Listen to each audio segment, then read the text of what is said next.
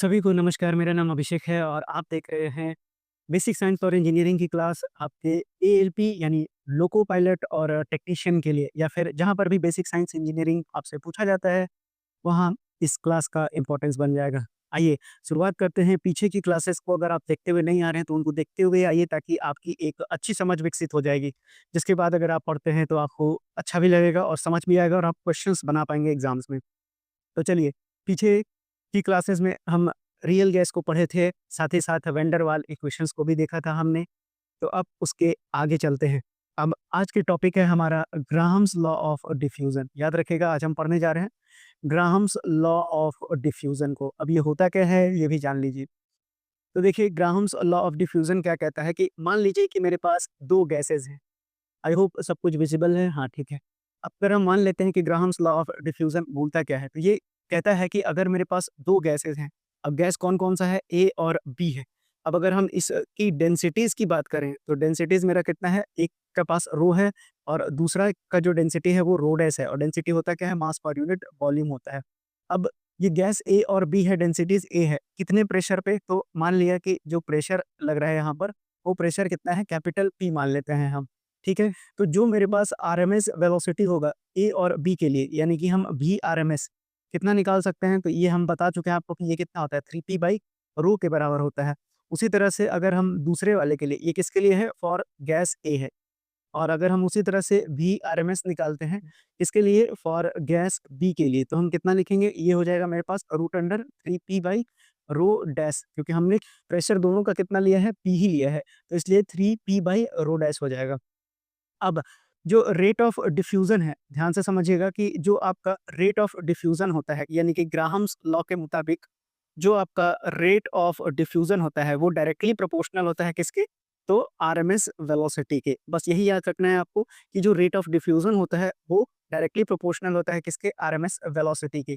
यानी कि जो रेशियो अगर हम लेते हैं यहाँ पर किसका? अगर हम मान लेते हैं कि ये मेरा आर है और इसको अगर मैं मान लेता हूँ कि ये मेरा आर डैश है, तो अगर मैं आर अपॉन आर डैश की बात करता हूँ, तब ये कितना हो जाएगा? तो ये इसको हम लिख सकते हैं ना कि वी आरएमएस और अपॉन वी आरएमएस, और यहाँ पर हम क्या लगा देते हैं? यहाँ आर डैश लगा है, तो यहाँ पर भी हम वी डैश लगा देते हैं। तो ये कितना हो जाएगा?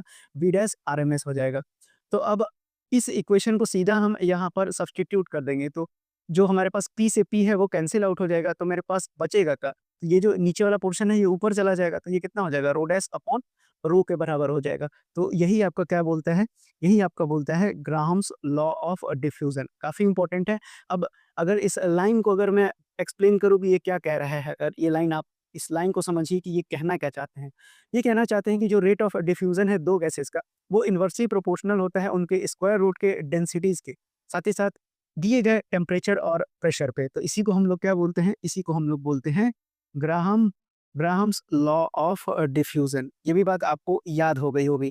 बहुत अच्छा है, बहुत इम्पोर्टेंट है, ग्राहम लॉ ऑफ डिफ्यूज़न से सवाल बन सकता है। अब आइए, आपको यहाँ पर एक टर्म लिखा हुआ होगा जो मुझे शुरुआत में बताना चाहिए था, पर मुझे लगा कि बाद में ये बता देना चाहिए कि डिफ्यूज़न से आप डिफ्यूज़न को क्या कहते हैं? तो नि डिफ्यूज़न का मतलब होता है, तो आपके पास अगर एटम्स हो, आयन्स हो, मॉलिक्यूल्स हो या फिर एनर्जी हो, इसका नेट ट्रांसफ़र अगर हाई कंसंट्रेशन रीजन से अगर लो कंसंट्रेशन रीजन में होता है, तो इसी को हम लोग क्या बोलते हैं?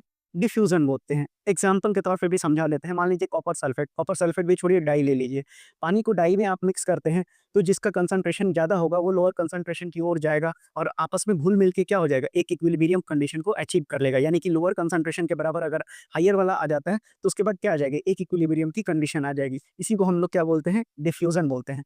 तो डिफ्यूज़न क्या है? तो डिफ्यूज़न है आपका नेट मूवमेंट है। किस चीज़ का? Net movement, movement of anything बोल लीजिए और मैं लिख देता हूँ।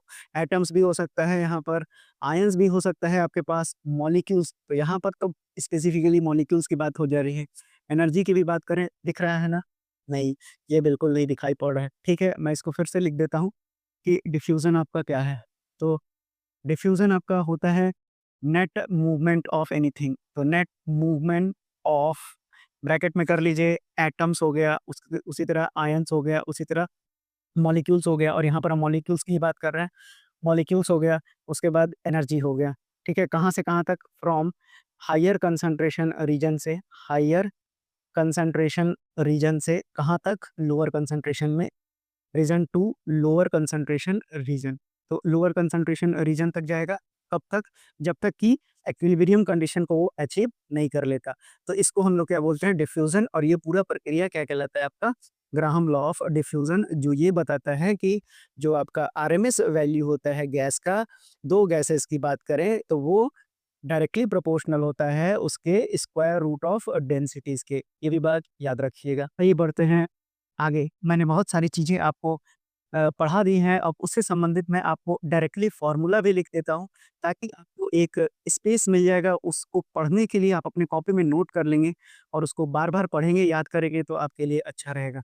आइए, पहले जान लेते हैं कि मान लीजिए कि मेरे पास m है, छोटा m क्या है? तो मैंने छोटा m को क्या माना था? मास ऑफ 1 मॉलिक्यूल्स माना था। और उसी तरह से अगर मैं, ये दिखाई देना चाहिए, ठीक है, दिख रहा है। उसी तरह से अगर n जो है, ये क्या है आपका? नंबर ऑफ मॉलिक्यूल्स है। तो इनको याद कर लीजिएगा, आपको डायरेक्टली ये काम आ जाएगा। जितना मैंने पढ़ाया है आपको पूरे इक्वेशंस के साथ, उतना आपको याद नहीं रखना है, वो आपकी एक अच्छी समझ के लिए है केवल। तो अगर n क्या है आपके पास? नंबर ऑफ मॉलिक्यूल्स है। उसी तरह से v आपके पास क्या है? v आपका वॉल्यूम ऑफ गैस है। वहीं पर अगर मैं v आरएमएस की बात करूँ तो ये क्या है? तो रूट मीन, क्या है? रूट मीन स्क्वायर वेलोसिटी है किसका? वेलोसिटी ऑफ गैस है। और उसी तरह से अगर मैं बात करूँ कि कैपिटल M, यानी कैपिटल M भी मैंने यूज़ किया था जब मैं म्यू की जगह पर लिखता था। तो M क्या है आपका? तो ये है आपका मॉलिक्यूलर वेट।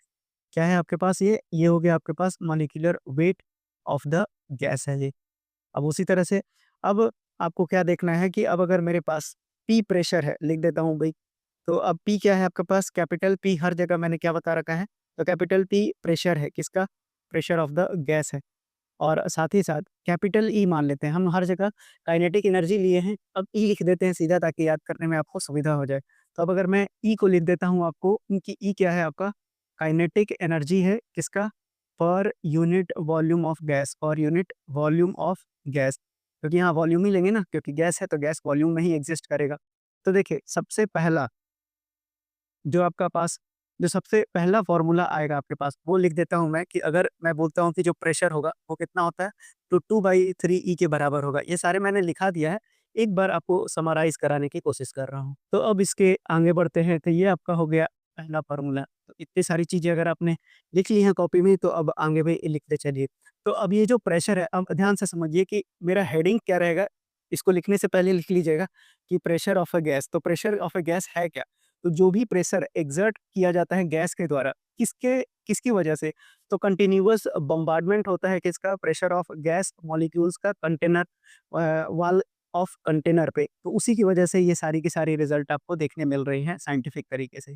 तो अब अगर प्रेशर ऑफ गैस की बात करें तो ये क्या है आपका? तो ये है आपका कि जो भी pressure exerted by the gas है, एक्सर्टेड बाय द गैस, ये क्यों होता है? तो is due to the continuous bombardment. ये सब मैं समझा चुका हूँ, फिर से एक बार समराइज़ कर रहा हूँ। बम्बार्डमेंट ऑफ गैस मॉलिक्यूल्स है।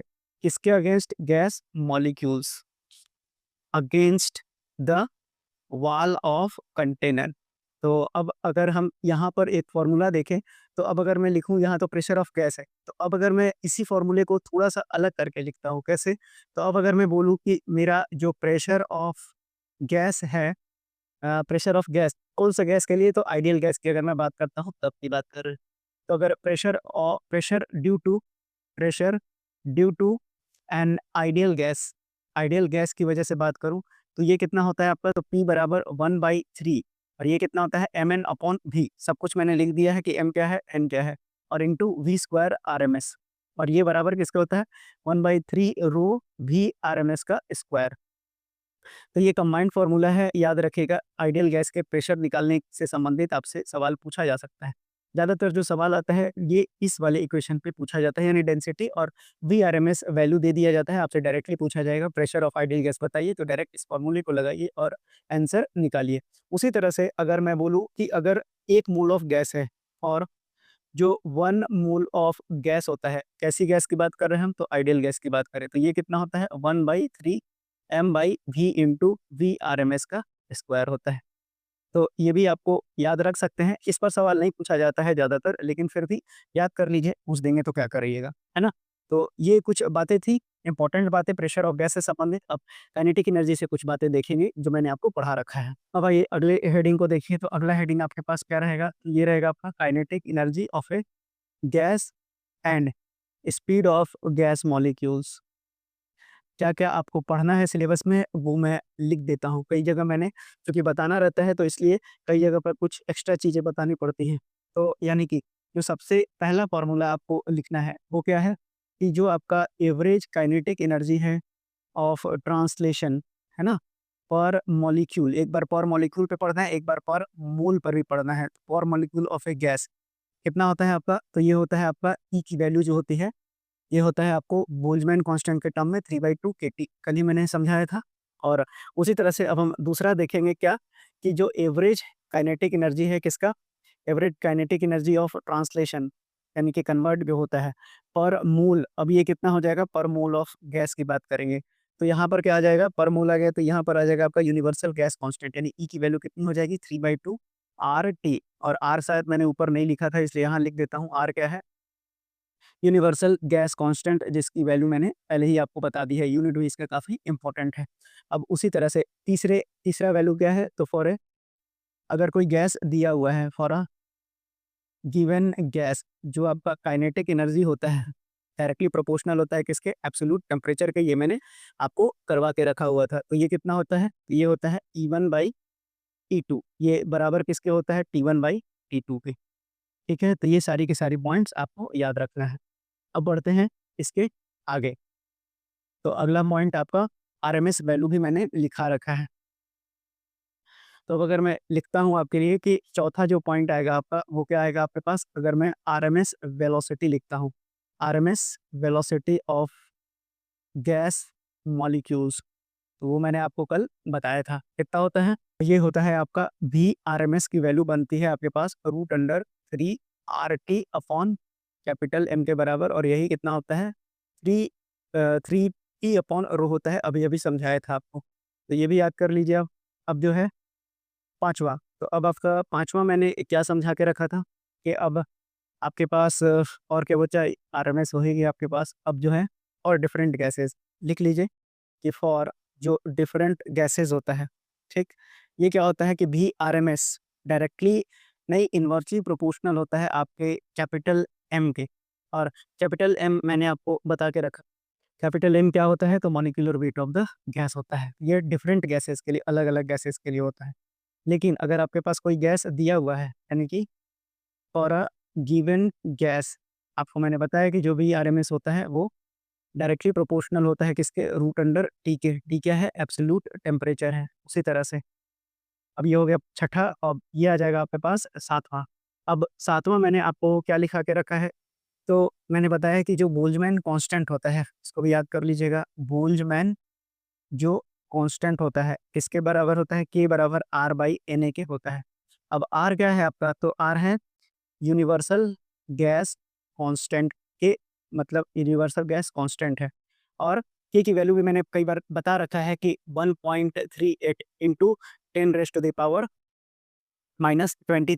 जूल पर केल्विन। और अवोगाड्रो नंबर भी आपको याद रखना है, 6.023 इंटू 10 का पावर 3, याद रखिएगा, पर मूल याद रखिएगा। इस बात को बहुत ही इंपॉर्टेंट है, हर जगह याद कराते हुए आपको इसलिए याद कराया जा रहा है, क्योंकि ये सारे के सारे आपको एग्जाम में देखने के लिए मिलेंगे। तो के बराबर कितना हो गया आपके पास? R/Na हो गया। अब Na क्या है? R हो गया यूनिवर्सल गैस कांस्टेंट, और Na क्या हो गया आपका? अवोगाड्रो नंबर हो गया। तो ये भी आपको समझ में आ गया होगा। अब देखते हैं, अब और नीचे लिखने की जरूरत नहीं है, ऊपर ही लिख देते हैं। तो ये कितना हो जाएगा आपका?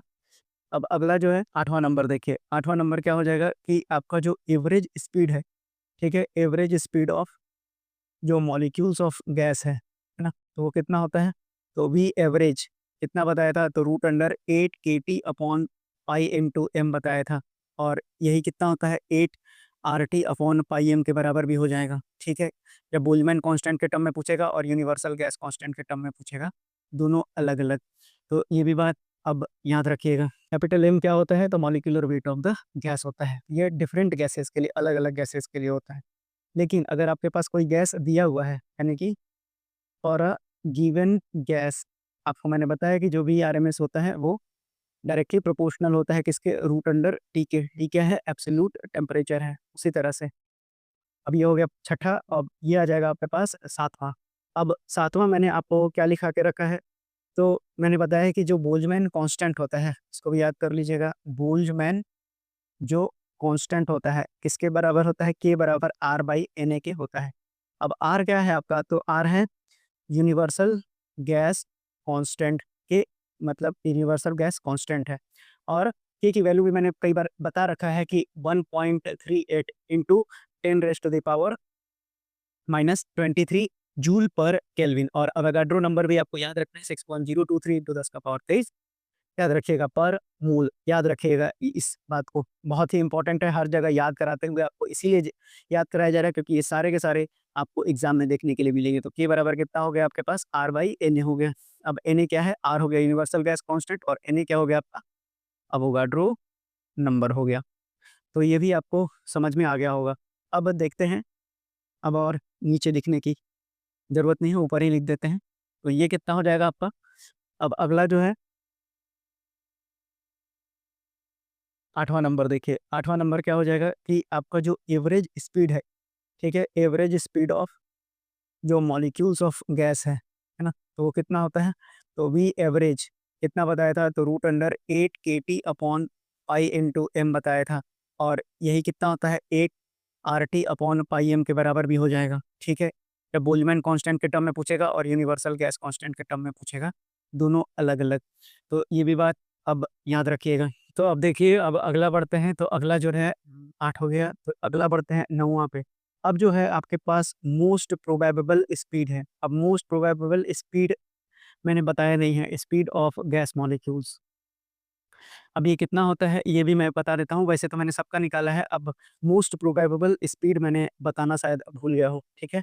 तो मोस्ट प्रोबेबल स्पीड जो होता है कि एक ऐसी स्पीड, ध्यान से समझिएगा, कि अगर कोई आपके पास मोस्ट प्रोबेबल स्पीड, एक बार फिर से समझा दें आपको कि इस ये जो है ऐसा वेलोसिटी है जो पजेस किया जाता है मैक्सिमम नंबर ऑफ मॉलिक्यूल्स किसी गैस सैंपल में। यानी कि मैंने क्या बोला आपको कि जो मैक्सिमम, मैंने बोला आपको कि जो आपका मैक्सिमम नंबर ऑफ मॉलिक्यूल्स होता है गैस में, मॉलिक्यूल्स इन अ गैस की जो वेलोसिटी होती है, यही आपका क्या कहलाता है, यही आपका कहलाता है मोस्ट प्रोबेबल स्पीड। और ये भी एमपी से डिनोट किया जाता है।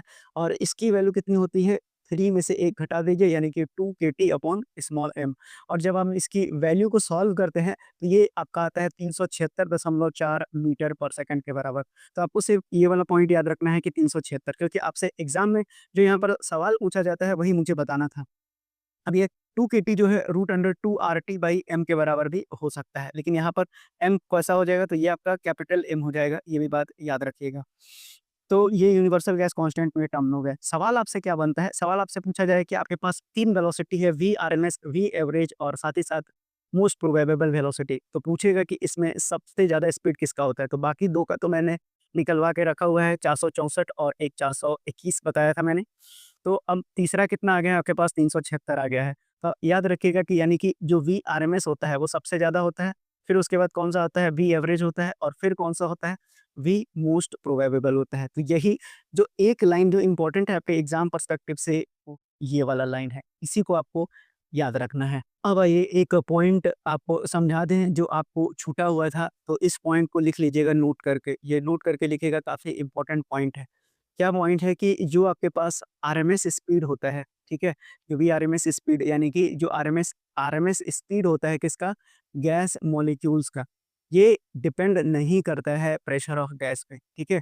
प्रेशर ऑफ गैस पर ये डिपेंड नहीं करता है, नॉट डिपेंड, याद रखिएगा। अब ऐसा क्यों हुआ? क्योंकि जहाँ पर भी टेम्परेचर आपके पास कांस्टेंट हो जाएगा, तो यहाँ पर प्रेशर डायरेक्टली प्रोपोर्शनल हो जाएगा किसके? तो डेंसिटी के। और ऐसा होता है तो ये क्या कहलाता है आपका? ये कहलाता है आपका बॉयल्स लॉ। स्पेलिंग भी भूल गया।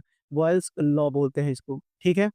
तो यानी कि क्या कहता है कि अगर, ध्यान से समझिएगा, कि अगर मेरा जो प्रेशर है, अगर वो n टाइम्स इंक्रीज़ कर गया, n टाइम्स अगर इंक्रीज़ कर गया, तो जो डेंसिटी है वो भी कितना इंक्रीज़ कर जाएगा? n टाइम्स इंक्रीज़ कर जाएगा। लेकिन जो आपका वी आरएमएस है वो हमेशा क्या रहेगा?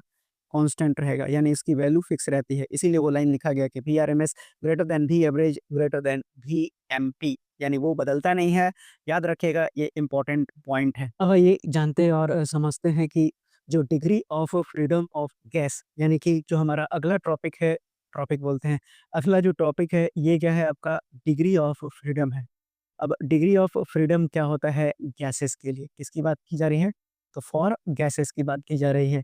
तो यानी कि degree of freedom of gas का मतलब होता है कि जो नंबर ऑफ इंडिपेंडेंट वेज है, यानी कि कितने तरह से जो गैस का मॉलिक्यूल है वो डायरेक्शन में जा सकता है। यानी कि आपके पास 3 ही डायरेक्शन है ना, यानी एक्स एक्सिस, वाई एक्सिस और तीसरा जेड एक्सिस की बात की जा रही है। यानी कि कितने तरह से वो मूव कर सकता है, तो 3 तरह से ही मूव कर सकता है, एक्स एक्सिस पर, वाई एक्सिस पर या फिर जेड एक्सिस पर। और कितना एनर्जी वो स्टोर कर सकता है, यही क्या बताता है, डिग्री ऑफ फ्रीडम बताता है। तो आपके पास गैसेस के प्रकार कितने हो सकते हैं, तो मोनोएटॉमिक हो सकता है, डाइएटॉमिक हो सकता है, ट्राइएटॉमिक हो सकता है, या 2 के बाद आप उसको पॉलीएटॉमिक भी बोल सकते हैं। तो अब अगर डाइएटॉमिक की बात करें तो वहाँ डिग्री ऑफ फ्रीडम 5 होता है। अब मूवमेंट भी कितने तरह से हो सकता है, तो 2 तरह से हो सकता है।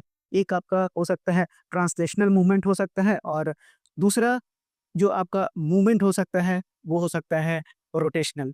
ये बात आपको क्लियर हो जानी चाहिए। मतलब कि मैं अगर डिग्री ऑफ फ्रीडम की परिभाषा लिखूँ, तो डिग्री ऑफ फ्रीडम की परिभाषा क्या हो जाएगी कि यानी कि ये जो टोटल नंबर ऑफ कोऑर्डिनेट्स हैं, यानी कि टोटल नंबर ऑफ कोऑर्डिनेट्स और इंडिपेंडेंट क्वांटिटीज, या फिर मैंने जो बोला वो भी आप लिख सकते हैं, independent quantities required to describe the, ये अच्छा भाषा है, required to describe the configuration of the system, describe the configuration configuration of the system completely. तो ये आपको क्या बताता है, ये आपको बताता है डिग्री ऑफ फ्रीडम को। तो अब मान लीजिए कि आपके पास कोई सिस्टम है, ठीक है? और सिस्टम में कितने पार्टिकल्स हैं? पता नहीं, n पार्टिकल्स हैं, ठीक है? और मान लेते हैं कि मेरे पास जो रिलेशंस हैं, उनका जो नंबर ऑफ रिलेशंस है वो कितना है? तो k इंडिपेंडेंट रिलेशन, ऐसा लिखिए तो अच्छा रहेगा। इंडिपेंडेंट इंडिपेंडेंट रिलेशंस कितने हैं k के साथ? तो मान लिया कि k है, ठीक है? और अब अगर मैं बोलता हूँ कि जो मेरे पास number of degree of freedom आएगा, क्या बोल रहा हूँ मैं कि जो मेरे पास number of degree of freedom आएगा सिस्टम के लिए, अभी ये सिस्टम के लिए फॉर्मूला दिया जा रहा है, उसकी वैल्यू कितनी हो जाएगी? तो एफ से अगर डिनोट करते हैं तो ये हो जाएगा 3 इंटू कैपिटल एन और माइनस कितना हो जाएगा, के हो जाएगा। आपको बस यही याद रखना है कि गैस का मॉलिक्यूल ट्रांसलेशनल और रोटेशनल तरीके से घूम सकता है। कितने तरीके से घूम सकता है, यही क्या कहलाता है, उसका डिग्री ऑफ फ्रीडम कहलाता है, या फिर वो कितने तरह से एनर्जी को स्टोर कर सकता है इन दोनों मूवमेंट पर। तो ये कितना होता है, 3n माइनस के बराबर होता है। तो अब आपके पास जो सबसे पहला गैस है वो मैंने क्या बताया, तो मोनो एटॉमिक गैस। अब मोनो एटॉमिक गैस की बात करें तो यहाँ पर n की वैल्यू कितनी होती है, 1 होती है, और k कितना हो जाएगा, तो निश्चित रूप से कितना होगा, 0 होगा, सोचने की बात नहीं। तो f कितना हो जाएगा, 3 इंटू 1 माइनस 0, यानी कि ये कितना हो गया आपके पास, 3 हो गया। तो यानी कि जो मोनो एटॉमिक गैस मॉलिक्यूल्स है उसके लिए जो डिग्री ऑफ फ्रीडम होता है वो कितना हो जाता है, तो ये हो जाता है आपका 3 के बराबर। आई होप ये आपको बिल्कुल क्लियर हो गया होगा। अब यहाँ पर ये दिखाई नहीं दे रहा है क्या? ठीक है, फिर भी मैंने जो बोला है आप उसको भी लिख सकते हैं, ज़रूरी नहीं है कि इसी लाइन को लिखिए आप, और मैंने बोलते हुए गया हूँ तो भी आप लिख सकते हैं, अब दोबारा लिखने की ज़रूरत नहीं है। तो चलिए अब इसके आगे बढ़ते हैं। अब उसी तरह से अगर मैं डाई एटॉमिक गैस मॉलिक्यूल की बात करता हूँ, मैं किसकी बात कर रहा हूँ? तो डाया एटॉमिक गैस मॉलिक्यूल। तो डाया एटॉमिक गैस मॉलिक्यूल्स की अगर हम बात करें तो डाई मतलब ही क्या होता है आपका, 2 होता है। तो यानी कि अब यहाँ पर जो n की वैल्यू है वो कितनी हो जाएगी, 2, और k की वैल्यू 1 हो जाएगी। तो जो f का वैल्यू है वो कितना आ जाएगा आपके पास, 3 इंटू 2 और माइनस 1, यानी कि 6 में से एक जगह 5। अभी-अभी मैंने बताया कि ये रोटेशनल और जो ट्रांसलेशनल मोशन होता है वो कुल मिला के कितना करता है आपके पास, 5 करता है, ये भी बात याद रखिएगा। अब उसी तरह से अगर मैं तीसरा लिखूँ तो वो क्या हो जाएगा आपके पास, ट्राई एटॉमिक गैस हो जाएगा। तो ट्राई एटॉमिक अगर गैस मॉलिक्यूल है तो यहाँ पर आपके पास जो n की वैल्यू है वो ऑब्वियसली कितनी हो जाएगी, 3, और k की वैल्यू कितनी हो जाएगी, 3 हो जाएगी, याद रखिएगा। तो अब अगर हम बोलते हैं कि f की वैल्यू कितनी आ जाएगी, तो 3 इंटू 3 माइनस 3, तो 9 में से 3 जाएगा तो 6। तो आप देखिए जो ट्रांसलेशनल और रोटेशनल मोशन है, अगर मैं सिर्फ 2 एक्सिस की बात कर रहा हूँ, अच्छा तीसरा एक्सिस भी मैं समझा ही दूँ आपको। तो देखिए अब आपके पास ये कितने एक्सिस हैं, ये आपके पास अब ये 3 एक्सिस हो गए हैं। तीनों एक्सिस को अगर आप देखेंगे तो अगर आपके पास अगर मैं इस एक्सिस की बात करूँ तो एक तो ये रोटेशनल घूम सकता है और दूसरा ट्रांसलेशनल घूम सकता है, तो 2। उसी तरह से यहाँ पे भी 2 और यहाँ पर भी कितना 2, तो कुल मिला के कितना हुआ 6। तो 6 से ज़्यादा डिग्री ऑफ फ्रीडम नहीं हो सकता है। ये भी बात याद रखिएगा, इम्पोर्टेंट लाइन है, इस बात को समझ लीजिएगा। ठीक है? अब जो काइनेटिक एनर्जी होता है वैसे इतना डीप में जाने की ज़रूरत नहीं है। जो अगर काइनेटिक एनर्जी होता है, आपको लिखा देता हूँ, जो काइनेटिक एनर्जी होता है, वो ट्रांसलेशनल मोशन की अगर मैं बात करूँ, तो ज़ाहिर-सी बात है ये कितना हो जाएगा, हाफ़ एम वी स्क्वायर के बराबर हो जाएगा। उसी तरह से अब भी क्या है, ज़ाहिर-सी बात है ट्रांसलेशन है तो लीनियर वेलोसिटी आ जाएगा। ये भी बात आप याद रखिएगा। उसी तरह से आपके पास एक और काइनेटिक एनर्जी आएगा, किसके लिए? तो रोटेशनल के लिए, रोटेशनल मोशन के लिए आएगा। अब यहाँ पर लिख लीजिएगा, यहाँ पर मैंने बताया था 2 तरह से, एक ट्रांसलेशनल मोशन करेगा और दूसरा जो है आपके पास रोटेशनल मोशन करेगा। और कितना-कितना करेगा ये भी मैंने लिखवाया था कि 3 जो है आपके पास 3 ट्रांसलेशनल करता है और रोटेशनल कितना करता है 2, तब ये मिला के ये आपके पास 5 बन जाता है। तो इम्पोर्टेंट है, याद रखिएगा हर चीज़ जो आपको पढ़ाया जा रहा है वो एक-एक चीज़ जो है काफ़ी इम्पोर्टेंट चला जा रहा है। अब उसी तरह से अब अगर रोटेशनल की बात करें, तो रोटेशन में आपके पास क्या आ जाता है, यानी कोई सर्कल है तो वहाँ पर आपकी वेलोसिटी एंगुलर वेलोसिटी आ जाती है, यानी ओमेगा आ जाता है। तो ये कितना हो जाएगा आपके पास, हाफ आई ओमेगा स्क्वायर आ जाएगा। तो ओमेगा क्या है? रोटेशनल वेलोसिटी है, याद रखिएगा। ये हो गया रोटेशनल वेलोसिटी और आपके पास भी क्या है? तो ये हो गया आपका लीनियर वेलोसिटी। कोई इतना कठिन चीज़ नहीं है, इसको आप याद कर सकते हैं। तो अगर गैस मॉलिक्यूल्स की बात करें, अगर हम उसको ट्रीट करते हैं पॉइंट मास के लिए, तो जो मेरा आई का वैल्यू होता है वो 0 हो जाता है। क्या बोला मैंने कि आई की वैल्यू, याद रखिएगा ये सवाल पूछा जाता है अच्छे एग्ज़ाम्स में भी, कि आई की वैल्यू 0 होती है। तो 0 कब हो जाएगी? जब हम गैस मॉलिक्यूल्स को, जब हम क्या करेंगे, जब हमारा जो गैस मॉलिक्यूल है अगर हम उसको ट्रीट करते हैं किस तरह से, एज़ अ पॉइंट मास, तो ये आपका क्या बन जाता है, आई की वैल्यू 0 हो जाती है। ये भी बात आप याद रखिएगा, इम्पोर्टेंट लाइन है, बहुत ही ज़्यादा इम्पोर्टेंट है, याद रखते चलिए सारी बातों को। तो अब आपको एक सवाल तो निश्चित रूप से यहाँ पर देखने के लिए मिलेगा ही मिलेगा, इतनी बात याद रखिएगा। अब मैंने आपको वैसे तो पेन से बता दिया था 3 डायमेंशनल, लेकिन फिर भी देख लीजिए, 2 ठो मैं बना रहा हूँ, एक बना रहा हूँ मोनो एटॉमिक के लिए और दूसरा मैं बना रहा हूँ डाई एटॉमिक मॉलिक्यूल्स के लिए। ग्राफ के ज़रिए भी समझ लीजिए, कुछ नहीं है, आपके पास 3 एक्सिस रहेगा, एक रहेगा एक्स एक्सिस, ये हो गया आपके पास ऐसा कर लीजिए, ये हो गया एक्स। आप कुछ भी बना सकते हैं, कोई ज़रूरी नहीं है जैसा मैं लिख रहा हूँ वैसे ही लिखिए, किसी को भी एक्स, वाई, ज़ेड आप लिख सकते हैं। उसी तरह से यहाँ पर भी लिखिए एक्स, वाई और ज़ेड। ये हो गया वाई, ये हो गया ज़ेड और ये हो गया, मैंने एक्स मॉलिक्यूल्स लिया। तो अब अगर मैं बोलता हूँ कि मेरे पास मोनो एटॉमिक गॉस है, सॉरी मोनो एटॉमिक अगर गैस है, तो वहाँ पर मैंने बताया था कि जो आपके पास के का वैल्यू है वो कितना है, 0 है और एन की वैल्यू कितनी है, तो एन की वैल्यू 1 थी। तो आपका डिग्री ऑफ फ्रीडम कितना आ गया, कि 3 आ गया। तो देखिए कैसे बना वो, तो यहाँ पर इस तरफ, यहाँ पर भी वो एक केवल और केवल लीनियर डायरेक्शन में यानी ट्रांसलेशनल मोशन कर रहा था, यानी कि m into V Y square. उसी तरह से अगर हम इधर लिखें तो कितना कर रहा था, half M V Z square और इस तरफ कितना कर रहा था, तो ये half M V X square हो गया। अब यहाँ पर 2 तरह से मोशन कर रहा था, मैंने बताया, एक आपका पास रोटेशनल और दूसरा हो गया एक ट्रांसलेशनल कर रहा था।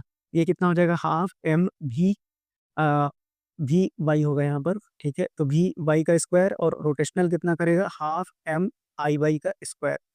उसी तरह से यहाँ पर भी 2 मोशन करेगा, एक इस तरह से और दूसरा इस तरह से करेगा, यानी एक हो गया half M V Z square और ये हो गया half M uh, I Z का स्क्वायर। उसी तरह से एक ट्रांसलेशनल इधर करेगा और रोटेशनल करेगा, तो ये हो जाएगा half M V X square और ये कितना हो जाएगा, हाफ एम और कितना हो जाएगा, आई एक्स का स्क्वायर हो जाएगा। तो देख लीजिए टोटल 6 ही आ रहा है आपके पास।